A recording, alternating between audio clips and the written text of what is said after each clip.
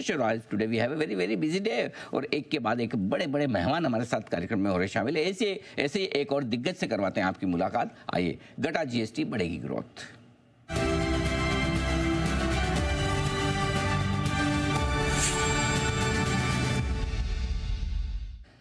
बाजार के जाने माने दिग्गज और बेहतरीन फंड मैनेजर रहे को फाउंडर और managing partner S Lansdowne investments के विक्रम कोटक साहब हमारे साथ कार्यक्रम में हो रहे शामिल। विक्रम सर, गुड मॉर्निंग, बहुत बहुत स्वागत है। आपने बड़े दिन हमारे लिए समय निकाला, बहुत बहुत धन्यवाद सर। सबसे पहले तो समझाएं, क्या वाकई में ये मास्टर स्ट्रोक और गेम चेंजर है इंडियन इकोनॉमी के लिए और मार्केट्स के लिए?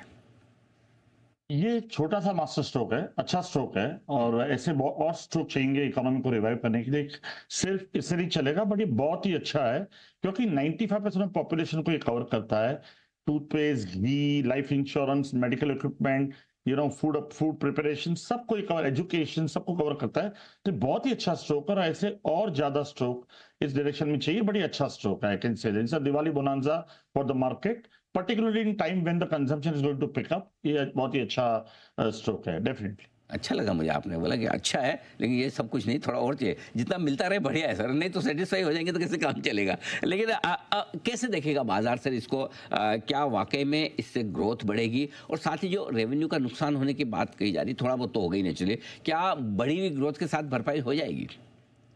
आराम से हो जाएगी, क्योंकि बहुत बड़ा इन्होंने स्टेप नहीं लिया है। जैसे मैंने बताया कि 50,000 से 60,000 करोड़ का नुकसान हो रहा है साल भर में, और ये 6 महीने में 25,000 करोड़ का नुकसान होगा। और अगले साल अगर आप 8-10 का जीएसटी ग्रोथ देख लो, तो ये ज्यादा नुकसान गवर्नमेंट के लिए नहीं है। और सामने उन्होंने सीन सेक्टर में टैक्स बढ़ाया, उन्होंने हाई कार्स में, हाई मोटरसाइकिल्स में टैक्स बढ़ाया, तो ये सरबर तो हो जाएगा, डेफिनेटली ये डेफिसिट हो जाएगा। बट अच्छा क्या है कि जहां पे सबसे बड़ा मार है छोटे लोगों में या लोअर मिडिल क्लास में लोअर में, उनको एड्रेस किया, बिकॉज वहां पे सबसे ज्यादा पेन था, और उसको एड्रेस करना बहुत जरूरी था। क्योंकि you can not have toothpaste पे 18% GST, how can you have 18% GST in toothpaste? तो इन्होंने बहुत ही प्लान से काम किया और बहुत ही अच्छा काम किया। तो मुझे लगता है इसका कंजम्पशन पे फायदा होगा।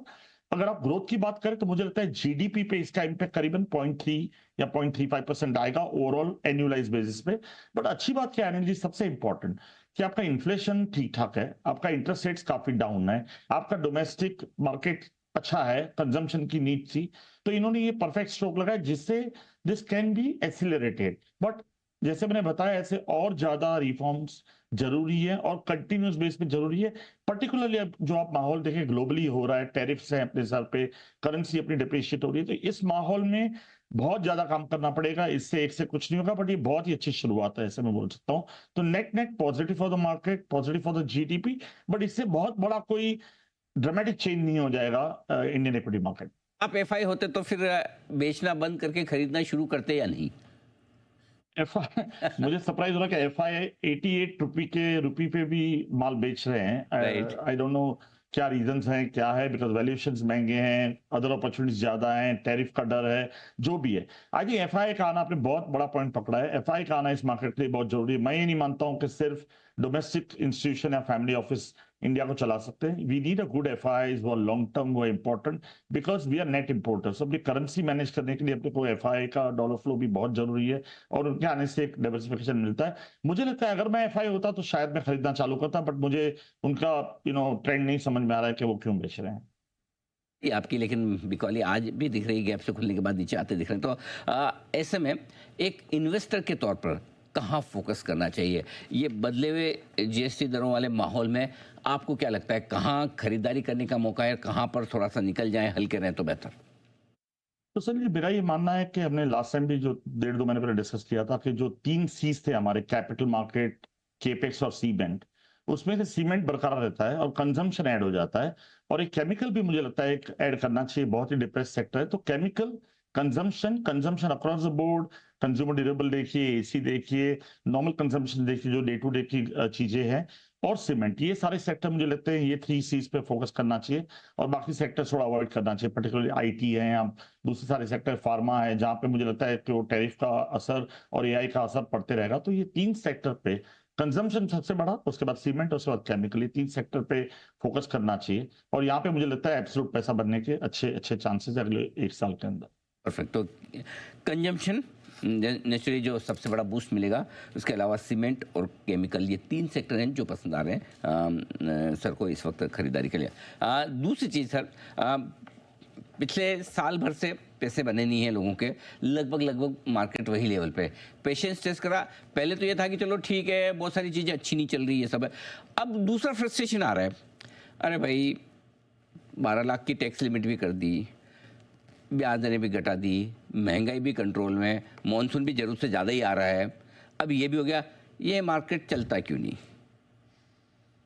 2-3 चीजें, एक तो हम ज्यादा खा लेते हैं तो फिर उसको आपको उसको डाइजेस्ट करने के लिए टाइम लगता है। तो अपनी मार्केट थोड़ी फास्ट चल गई थी 2020 से 24 के टाइम में, बहुत अच्छी चली थी और ज्यादा नॉर्मल से ज्यादा चली थी, तो उसका भी एक रीजन है। दूसरा, वैल्यूएशन अभी भी बहुत सस्टेन नहीं हो रही, बिकॉज अर्निंग्स नहीं आ रही है। तो ये सारा आप बोलो ना कि आप पहले क्या पकड़ो, तो आपको पहले इकोनॉमी को रिवाइव करना पड़ेगा, जो अभी हो रहा है, जैसे interest rate, inflation, GST, employment generation, ऐसा सब एक एक करके हम करते जाएं तो इकोनॉमी रिवाइव होगी और मार्केट डेफिनेटली उसको परफॉर्म करेगी। हैविंग सेड दैट, मुझे नहीं लगता है शॉर्ट टर्म में बहुत ज्यादा अपसाइड है इंडिया में। इसका 3-4 रीजन है। ये अच्छे पॉजिटिव्स है अपने पास, लेकिन जो नेगेटिव अपने पास है, जो ज्यादा ट्रबलसम है, टैरिफ अभी भी सब पे घूम रहा है।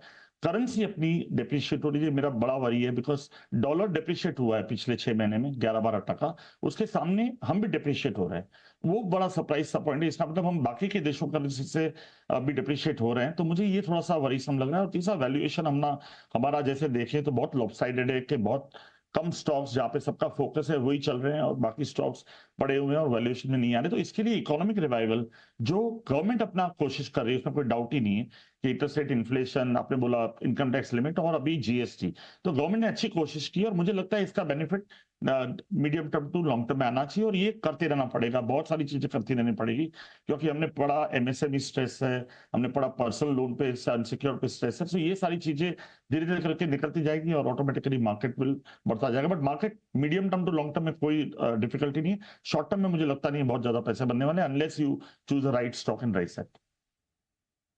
परफेक्ट विक्रम सर, बहुत बहुत धन्यवाद, आपका समय दिया, आपने विस्तार से बताया भी बाजार के डायरेक्शन के बारे में भी, और साथ ही जीएसटी कर से जहां बेनिफिट होना है, जहां इन्वेस्टमेंट करना है, 3 सी ध्यान रखें, कंजम्पशन, सीमेंट, केमिकल, ये 3 सी हैं विक्रम सर की पसंद के सेक्टर्स। बहुत बहुत शुक्रिया सर, थैंक यू। जल्द